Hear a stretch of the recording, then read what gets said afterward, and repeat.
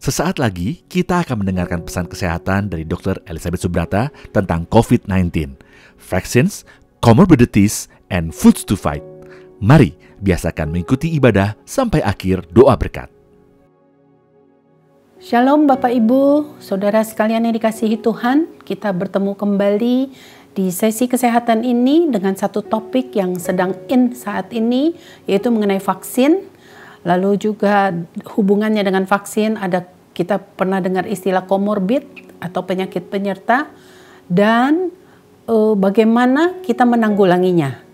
Jadi tema hari ini saya akan bicara mengenai vaccines, lalu comorbidities and foods to fight. Kita bicara secara alami untuk mengalahkan ini. Oke, kalau begitu, karena itu kita akan bahas saat ini satu persatu secara singkat karena waktunya cuma singkat sekali ya. Kita bicara vaksin dulu, nanti minggu depan kita akan bicara lebih banyak tentang comorbidities atau comorbid, nanti minggu depannya lagi, minggu berikutnya lagi kita bicara tentang bagaimana kita mengalahkan ini ya. Oke, sekarang kita bicara mengenai vaksin secara singkat aja supaya saudara bisa mengerti, kita semua bisa mengerti. Ada 3 jenis vaksin. Ada vaksin yang dibuat dari virus yang memang sudah diinaktifkan, sudah dinonaktifkan, jadi nggak berbahaya ya, untuk merangsang imun sistem kita berespons gitu ya. Jadi kita jadi kebal karena dia jadi berespons ya, dirangsang oleh virus yang sudah dimatikan ini. Ada lagi vaksin yang dibuat dari virus yang nggak dimatikan tapi cuma dibuat lemah saja. Jadi masih hidup virusnya gitu ya, agak ngeri sedikit. Nah ini nanti ada syaratnya, mesti disuntikan pada orang yang benar-benar harus sehat sekali, karena kalau enggak nanti berbalik ya. Lalu ada lagi satu jenis vaksin yang yang kita sekarang saudara sering dengar, messenger RNA gitu ya, dari Pfizer. Itu adalah dibuat dari bagian dari informasi genetik virus untuk mendidik atau mengajar imun sistem kita untuk membuat imun sistem gitu ya. Jadi ini bagian informasi genetik dari virus ya, dia bukan dari virus secara whole. Yang sedang negara kita beli dan disuntikan kepada bangsa kita adalah yang nomor 1 tadi, virus dari vaksin yang dibuat dari virus yang dinonaktifkan atau diinaktifkan ya. Bukan yang kedua tadi yang hidup, dan bukan dari bagian dari virus tadi. Kita nggak terlalu mendalam, saudara bisa lihat berita-berita itu banyak sekali. Jadi virus yang selama ini disuntikan adalah yang nomor 1, namanya Sinovac ya, dari perusahaan Sinovac. Nah, jadi rencana ada 6 jenis vaksin yang akan ada di negeri ini yang bisa disuntikan ya. Kita nggak usah bicara detail itu, tapi asal saudara tahu aja, dari PT Bio Farma sendiri ya, dari negeri ini, dari Astra, lalu dari Sinopharm, lalu dari Moderna, dari Pfizer, lalu juga dari Sinovac ini ya, 6 vaksin COVID-19 yang akan mungkin rencana digunakan di Indonesia. Sementara ini dari Sinovac. Hanya ada syarat nih, saudara, nggak semua rupanya bisa divaksin. Kalau saudara sudah baca-baca di media massa bahwa ada orang-orang dengan penyakit tertentu, yang mengidap penyakit tertentu, itu tidak bisa diberikan vaksin. Ya, mari kita mau simak ini satu persatu supaya sedemikian rupa kita mengkoreksi. Kalau kita punya penyakit ini, yang penyakit penyerta ini, yang tadi kita sudah sebut-sebut namanya komorbid, gitu ya, penyakit yang menyertai. Waktu kita kena COVID, kita lagi punya penyakit ini. Gitu. Nah, kalau kita punya penyakit-penyakit ini, di bawah ini ada, saya akan sebutkan daftarnya, membuat kita nggak bisa disuntik ya, kontraindikasi untuk disuntikan vaksin. Apa aja itu penyakit penyerta? Itu adalah banyak sekali penyakit yang berhubungan dengan sebenarnya gaya hidup, pola makan, saudara, yaitu penyakit kardiovaskuler, penyakit jantung, penyakit ginjal, penyakit autoimun, penyakit eh, diabetes mellitus, lalu saluran pencernaan kronis, lalu kanker, lalu ISPA, infeksi saluran nafas atas, lalu HIV, HIV virus, lalu penyakit paru yang sering banyak sekali di Indonesia, tuberkulosis, asma. Nanti saudara bisa lihat satu persatu ya daftarnya dan dipelajari. Kita lihat dulu sekarang, kita mendalami aja dulu mengenai penyakit penyerta ini. Jadi sekarang istilah komorbid yang saudara sering dengar-dengar di media massa, saudara sekarang sudah ngerti ya apa itu komorbid. Itu diambil dari kata morbid. Morbid itu artinya penyakit, morbiditas, penyakit begitu ya. Dan ko itu menyertai.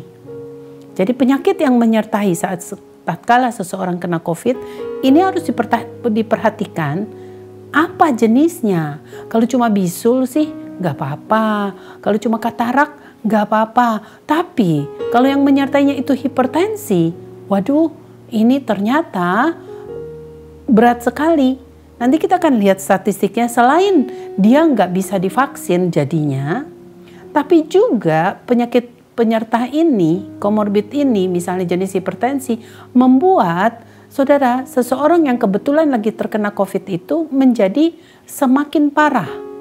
Sehingga angka kesakitannya, sehingga lebih membawa dia untuk harus dirawat atau di ICU atau bahkan meninggal. Kita akan lihat listnya ini ya. Sekarang kita dalami lagi dulu. Jadi kalau saudara sering dengar-dengar di media massa, sering disebut, salah satu saya ambil di media massa di Kompas, sering disebut kala pandemi COVID-19. Apa itu komorbid? Nah tadi sudah dijawab ya. Sering dikaitkan dengan COVID-19, penyakit komorbid itu apa sih? Kata Health Detik sekarang Bapak Ibu Saudara sekalian sudah mengerti ya. Penyakit yang sedang kita idap saat kita kena COVID-19 dan itu memperparah dan tadi kebetulan juga nggak bisa divaksin. Jadi 2 kali kena nih kita. Udah kalau kita punya penyakit itu kita lagi dikepung, kita jadi dalam mara bahaya besar. Mau dikasih pertolongan dalam hal ini vaksin untuk menangkal si virus itu, nggak boleh malah.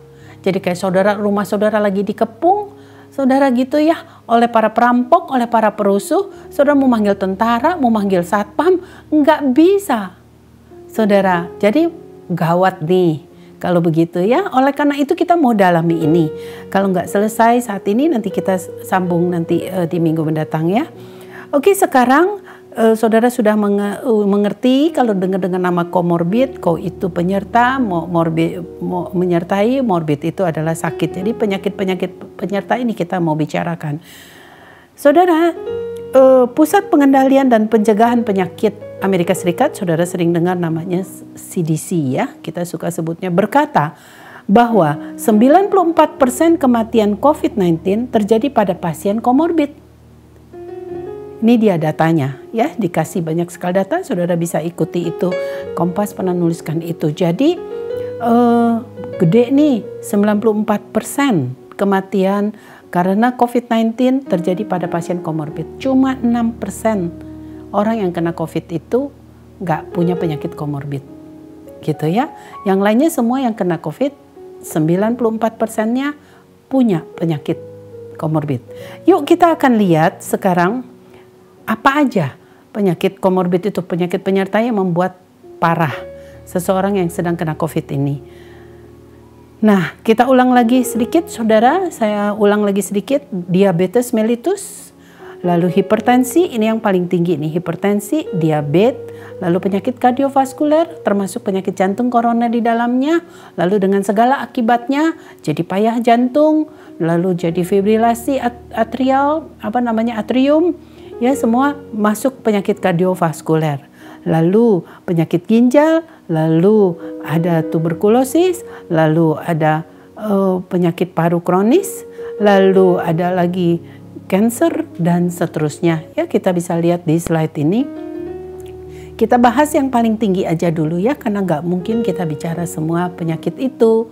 Kita bicara 3 tertinggi. Yang sering dari sebelumnya saya sering sebut-sebut ini sebagai underlying condition. Kalau saudara ingat ya, kondisi yang mendasari seseorang menjadi kena COVID atau waktu udah kena COVID tambah parah, harus di rumah sakit kan, atau dia jadi masuk ICU, atau dia akhirnya meninggal. Serius ya, jadi kita mau hindari tentunya. Nah, jadi sudah didata ternyata diabetes mellitus dan hipertensi itu penyakit penyerta tertinggi. Ya, hipertensi, diabetes, dan penyakit kardiovaskuler itu 3 penyebab tertinggi. Saudara bisa lihat ini statistiknya. Hipertensi 50,5%, diabetes 34,4%, lalu jantung 19,9%, paru kronis 10%, lalu gangguan nafas lainnya 6%. Jadi 3 tertinggi sekali lagi hipertensi, diabetes, dan jantung. Kita lihat sekali lagi ini penyakit yang sangat erat hubungannya dengan gaya hidup, dengan pola makan kita, pola hidup kita, baik tidur kita, dan seterusnya ya. Jadi penting sekali kita punya gaya hidup yang baik. Itu yang dikhotbahkan belum lama oleh suami saya. Kalau saudara lihat tayangan sebelumnya, bicara tentang gaya hidup ya. Bicara tentang saudara, kalau kita menjadi seorang penyembah Tuhan, anak-anak Tuhan, gak lepas dari yang namanya gaya hidup, termasuk gaya makan kita, gaya hidup kita, bagaimana kita memelihara tubuh ini sedemikian rupa sehingga kita tidak mengidap hipertensi, diabetes, dan jantung. Erat sekali lagi hubungannya dengan pola makan kita yang akan kita bahas minggu mendatang. Nah, sebelum saya selesaikan, ini adalah grafik yang menarik sekali. Saudara bisa lihat ini. Agak sedikit sulit, tapi saudara dengan ini saudara bisa jelas. Saudara lihat, berarti kembali ya, sama lagi nih dengan grafik sebelumnya tadi, hipertensi, diabetes, dan penyakit jantung iskemik atau penyakit jantung koroner, penyempitan pembuluh darah jantung itu 3 tertinggi. Lalu yang keempat, atrial fibrillation, jantung yang berdenyut, berdebar-debar, saudara tidak beraturan. Lalu chronic renal failure, penyakit ginjal, gagal ginjal kronis. Lalu active cancer in the past 5 years, cancer di 5 tahun terakhir ini, gagal jantung, heart failure, COPD, chronic obstructive pulmonary disease, penyakit paru obstruksi ya, ada sumbatan karena merokok melulu. Saudara bisa aja. Saudara, jadi dia mengalami ini, lalu demensia, jadi berarti udah masuk ke orang tua, stroke, lalu juga penyakit liver. Saudara bisa lihat di bawah yang B huruf B besar di bawah number of comorbidities. Jumlah. Saudara perhatikan, kalau 0 itu ternyata saudara hanya cuma 2% kemungkinan dia kena COVID. Gitu ya. Kalau dia punya 1 aja penyakit penyerta tadi itu yang disebut di list di atas, entah dia cuma punya hipertensi atau diabetes atau penyakit jantung koroner, nah sudah naik tuh 21,3%. Jadi dari sini kita bisa lihat mempengaruhi sekali apakah kita punya penyakit penyerta atau tidak. Jadi harus dikoreksi ya penyakit penyertanya. Selain kita nggak bisa divaksin, kecuali kita koreksi, kita makan obat, kita pola makan kita atur, gaya hidup kita atur, vaksinnya bisa masuk, lalu juga saudara kita nggak tambah parah kondisi kita yang kebetulan lagi tercemar atau terkontaminasi virus ini. Lagi ya, kalau penyakit penyertanya 2 lebih dari 1, saudara itu 2 aja sudah jadi 25,9%. 26%. Kalau penyakit penyertanya itu komorbid itu tadi itu lebih dari 3, saudara bisa lihat di biru tua yang 3+, loh tambah naik lagi 50,7%. Jadi dari 100 orang 50 orangnya itu akan mengalami terkena COVID ini mudah sekali saat punya penyakit penyerta lebih dari 3. Sampai di sini Bapak Ibu Saudara sekalian harap mengerti, berarti tugas kita sekarang adalah yuk kita jangan sampai kena. Anak-anak muda sudah banyak nih yang diabetes, sudah banyak yang darah tinggi, sudah banyak kena jantung koroner. Kalau sudah kena jangan putus asa, masih ada harapan, kita mau koreksi. Kita mau minum obat, kita mau di bawah supervisi dokter, kita mau mengatur diri kita sendiri, pola makan kita karena 3 penyakit ini penyakit yang sekali lagi sangat erat hubungannya dengan pola hidup kita, pola makan kita, gaya hidup kita. Dan saudara, kenapa kita harus koreksi? Kenapa kita harus dalami dan kita serius? Karena juga ketika kita punya ini, selain angka sakit kita tinggi, saudara, kita belum bisa terima vaksin. Jadi harus dikoreksi. Minggu mendatang lebih menarik lagi, saya akan berikan satu grafik yang kelihatan sekali bedanya. Saudara, orang-orang yang menderita ini, berapa angka orang-orang ini yang menjadi menaik kemungkinannya untuk dia dirawat di rumah sakit, untuk dia dirawat di ICU, bahkan meninggal. Dan di minggu mendatang, yuk banyak jalan keluar. Hippocrates pernah berkata, let your food be your medicine. Biarlah makananmu jadi obatmu. Hari ini banyak harapan, banyak makanan yang Tuhan ciptakan menjadi obat buat kita. Ayo kita semangat, dan saya akan bantu saudara dengan membuatnya dengan resep-resep tentunya menjadi satu makanan enak yang kita sukai. Terima kasih, sampai kita bertemu di waktu yang akan datang. Tuhan memberkati.